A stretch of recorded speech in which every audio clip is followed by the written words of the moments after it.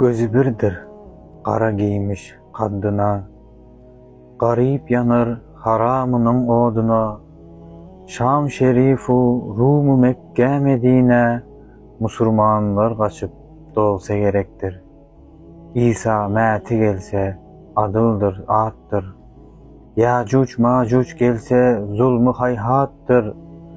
Kuluğu yer südürer, bir yovuz zattır. Kaf dağını deşip gelse gerektir.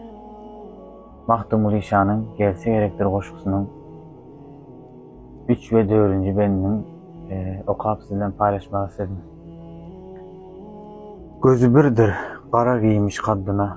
Peygamberimiz Aleyhisselatü Vesselam ve bütün peygamberler bizlere Deccal'ı vasıflayıp veriptir. Mahdumul İşan hem şöyle Deccal'ı vasıflayıp. Gözü birdir, kara giymiş kaddına. Garip yanar haramının odunu. Bunu da görüp duruz günümüzde. Garip yanıp yer haraminin odunu. Haramçılıktan, et bağıt zatlardan pul kazanyan adamlar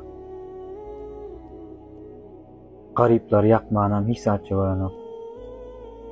Yine halaldan pul kazanyan doğanlarımızdan var, onlardan Allah razı olsun. Şam şerifu, Rumu Mekke Medine, Musulmanlar kaçıp doğsa gerektir. Peygamberimizden gelen bir hadis var. Ya şu Deccal çıkan vakti Musulmanlar Şam'a, Mekke, Medine, Mescid-i Aksa taraflarına kaçsa şolara fitne yetmez diye. İsa meti gelse adıldır, attır. Yani İsa peygamberin kıyametten yeryüzüne inecekliğine ve Mehdi Aleyhisselam'ın gelecekliğini peygamberimiz hadislerle bizlere haber veriptir. Mahdumul İşan'ın öz koşkusunda şunu bizlere yatırıp geçi. Yacuc macuc gelse zulmü hayhattır.